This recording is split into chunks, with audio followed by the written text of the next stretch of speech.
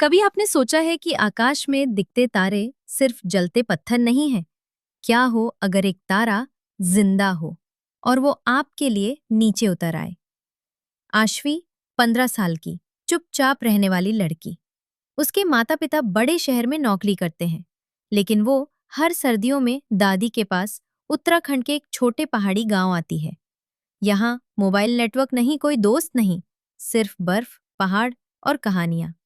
इस बार वो अकेले पहाड़ी के ऊपर एक तंबू में आई थी, खुद से बात करने और खुद को जानने। रात हो चुकी थी। तंबू के बाहर सफेद बर्फ और अंदर पीली लालटेन की रोशनी।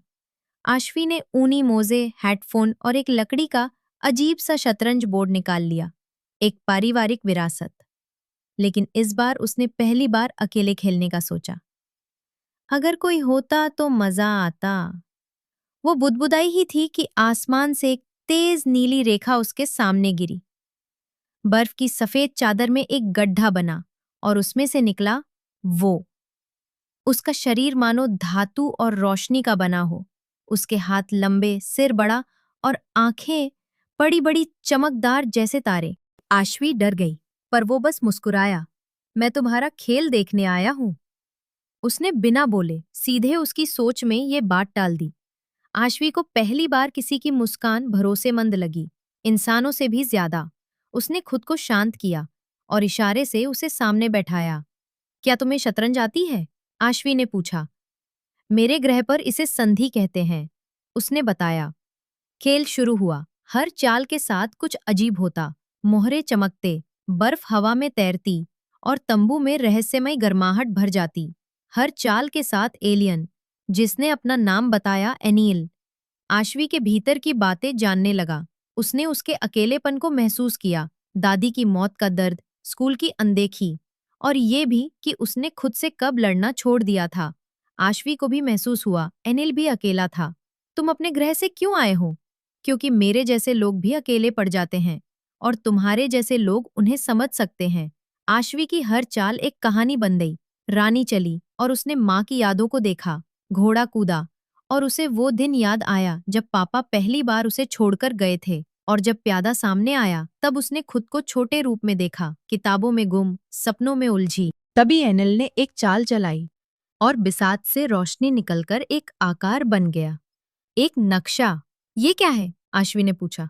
तुम्हारे दिमाग में छिपा तुम्हारा रास्ता, एनिल ने बताया। वो रास्ता बर्फ के जंगल से जाता था, वहां जहां तारों की सभ्यता से जुड़ा एक प्रवेश द्वार था। अगली सुबह एनिल और आशवी चल पड़े उस रास्ते पर। बर्फ, तूफान, अंधेरा, मगर उनके पास था भरोसा। पहाड़ी के पीछे छिपा एक गुफा मिला, जहां गैलेक्टिस गार्ड नामक रोशनी से बने दो रक्षक खड़े थे। उन्होंने आशवी को रोका। इंसान भीतर नहीं जा सकते। मैं आधी इंसान हूं, आधा सवाल, आशवी ने कहा। और हर सवाल का जवाब कहीं ना कहीं होता है। ये द्वार उसी की शुरुआत है। रक्षकों ने रास्ता छोड़ दिया। भीतर था एक अजीब ब्रह्मांड, जहां ग्रेविटी उल्टी थी, पानी हवा में तैरता था और हर सोच एक आवाज बन जाती थी। एनिल ने कहा, इस खेल की आखिरी चाल तुम्हारे हाथ में है। या तो तुम मेरी दुनिया में चल सकती हो, जहां कोई दर्द नहीं, कोई जजमेंट नहीं, या फिर वापस उस दुनिया में जहां लोग तुम्हें समझते नहीं। आशवी ने बहुत देर तक कुछ नहीं कहा। फिर उसने शतरंज का बोर्ड उठाया और एक प्यादा चलाया। मुझे जाना होगा, क्योंकि मैं जानती हूँ उस दुनिया को मेरी जरूरत है और शायद मुझे भी उसकी। एनिल मुस्कुराया। सही चाल। उसने अपने सीने से एक चमकता क्रिस्टल निकाला। जब भी लोग तुम्हें ना समझे, ये क्रिस्टल तुम्हारे अंदर की रोशनी बढ़ा देगा। एनिल आसमान की ओर लौट गया, लेकिन जाते जाते वो तंबू के ऊपर एक चमकता तारा बन गया, जो हर रात आशवी के ऊपर चमकता था।